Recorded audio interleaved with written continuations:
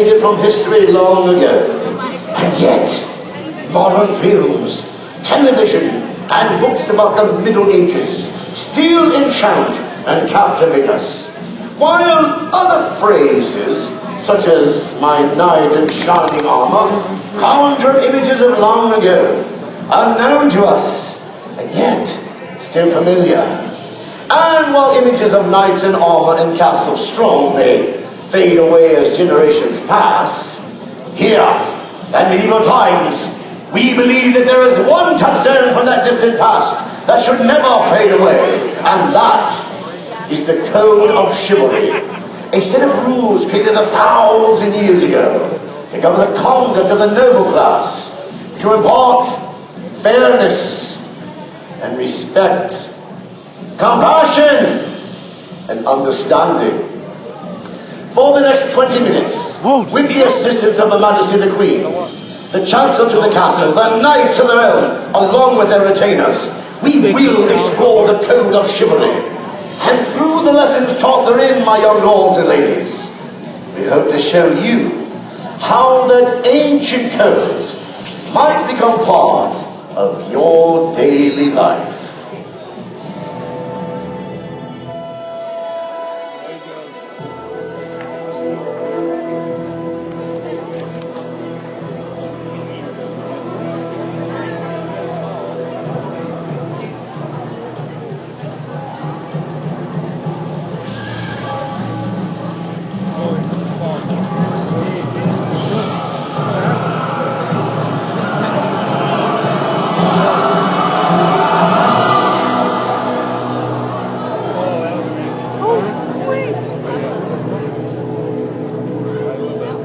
Medieval Times is proud to present a program that we call Chivalry in Action. Since today's visit to the castle is educational as well as entertaining, we have come up with some questions that we hope will interest you. So listen closely. We'll check your knowledge as we go.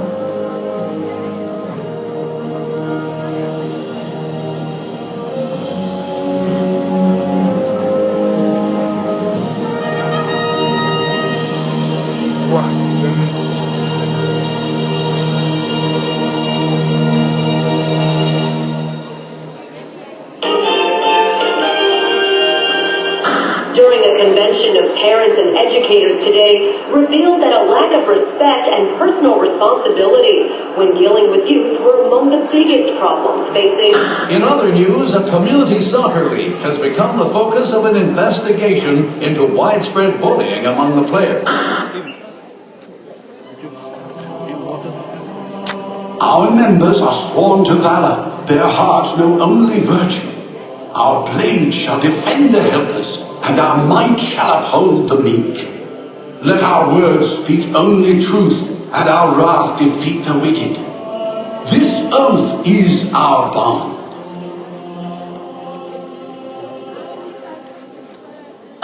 Saluted a 9-year-old girl who stepped in and put a stop to the bullying incident before it could get out of hand.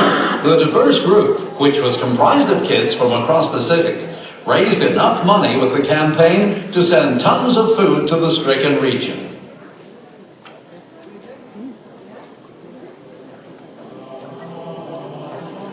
Their hearts know only virtue. How go the preparations for the feast to be held at the tournament? All has been prepared, Your Majesty. As a matter of fact, I have had a meal prepared for you, which you might have before it is given to your visiting guests. And might I urge, Your Grace, your Chancellor has outdone himself. A feast fit for a queen if there ever was one. Well, thank you, Lord Marshal, but how could you possibly know? Well, I may have had a nibble. A nibble? There was only enough to go around. Enough talk, my lords. I'm starving. Bring out the feast. Make quick live. Her Majesty will dine. Here Your Majesty is meal prepared for our visiting guests, prepared in your own kitchens.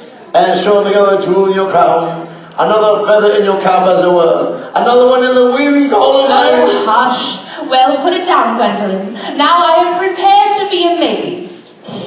No, Your Majesty, look out! Look at you go. My lady, your gown. It's nothing, really. Useless girl. What backward village have you come from? I warned the master of the household of allowing these ignorant peasant girls to serve. I'm so sorry. I'm so sorry, my lady. I didn't... Yes, forgive her, your majesty. The low-born have no place in your household. I shall have her dismissed at once, and her family shall be taxed to pay for the damage she has caused. Look, Marshal, I don't think That is out of the question. Are you all right, Gwendolyn? My lady, you don't mean to allow her carelessness to go unpunished? That is exactly what I intend to allow. But the meal, it's been prepared so carefully, it's ruined. Well, it is at that, but it can be made again. Go, child. Send someone to clean this up and tell the master of house that the Queen shall require a new meal to be served. Now compose yourself and think no more on this. Well done, Majesty. Your house will go to rack and ruin, Highness, with such a she in your service. A simple mistake, Lord Marshal, quickly forgotten. Let us recognize the contribution of all, regardless of their station in life. And recognize also that accidents, mistakes may take place. Ours is to forgive and to treat those with whom we spend our daily lives with respect. Respect, compassion, and understanding. It is well said, Your Majesty. And as for my part, I have acted hastily and unfairly. With your permission, my lady, I seek out the serving girl and make right any wrong I have done. It is wise. And honorable. Make haste, my lord. Time to test your knowledge. We've come up with some questions that we thought would be fun to share with you. Don't be shy. If you think you know the answer, shout it out. We'll give you some choices to think about, but only one will be right. We'll call the choices A, B, C, and D. Ready? Here we go.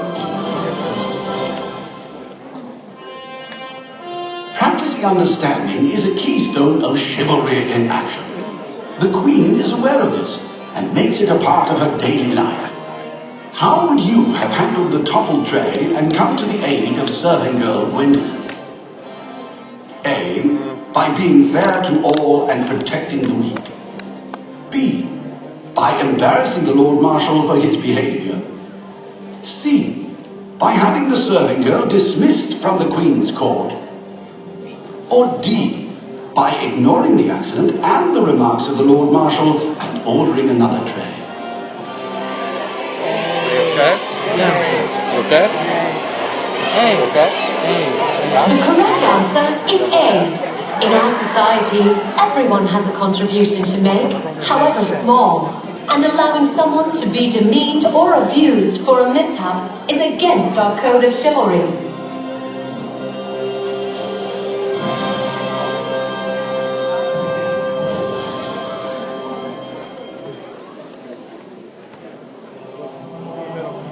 Our blade shall defend the helpless.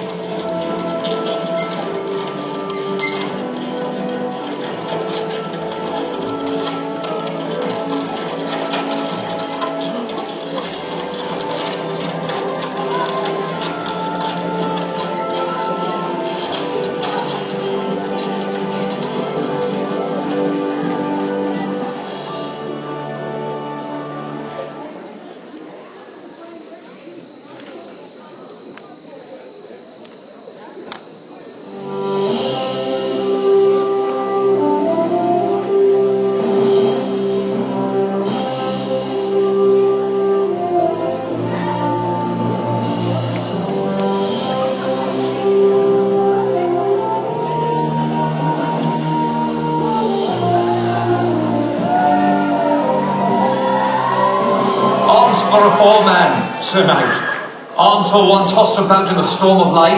Let us hope, squires.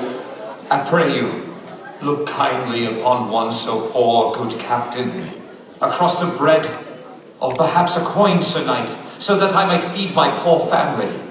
Let us away, my lord. The roads have become clogged with scoundrels such as this, seeking to remedy their laziness and sloth with handouts from those who earn an honest day's pay. Get you gone, wretch! Your words are rash, squire, and too quick to the mark. Who is to know the paths that have led this man here? Tell me, fellow, from where do you hail? A small village, your grace, of no consequence. A half-day's walk from this very road. The harvest was small, the winter a cruel one, and my children go hungry. I ask only for them, brave knight. My lord, night settles all around us, and the road ahead is long. Let us leave this peasant to his begging and make haste for the castle of Donioffre. It is true, young man. I am a peasant, and yet I have not always been so. For who has not been brought to circumstance at some time or another that requires us to set aside our pride and to seek food, shelter, or friendship from strangers? Friendship? Silence! Have you not been taught the lesson of compassion, of understanding? Charity is the duty of a knight, and it is by our charity to others that we are measured, and through kindness and understanding that we will one day be remembered. We carry no bread, but take these coins and use them to provide for your family. You are kind, Sir Knight, and my thanks are with you. Forgive me. You're unwell and have no shield against the cold. Here, take my cloak. No, your grace.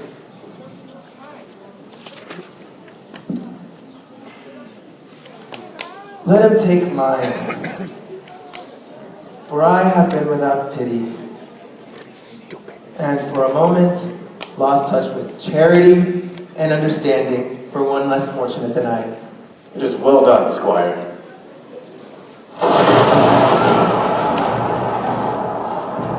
It is a short journey to the castle of a friend, where we will break bread and rest for the night. Journey with us, and a place will be made for you.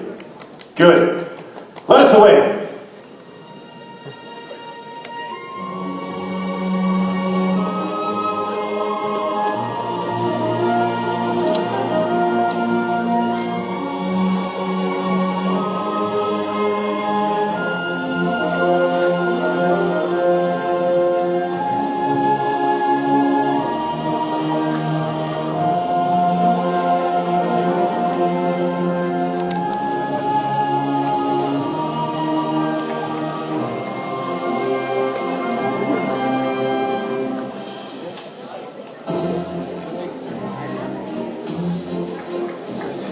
The traveling knight extended some of the true tenets of the code to one less fortunate than himself. Which elements of the code did he extend? A. A crust of bread and some coins. B. A cloak against the cold. C. Understanding, generosity, and charity. Or D. Free advice.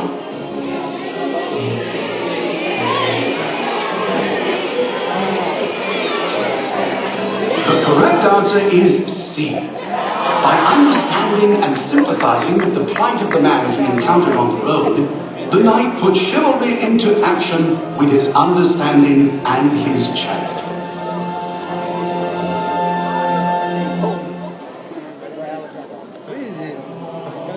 Our might shall uphold the meek.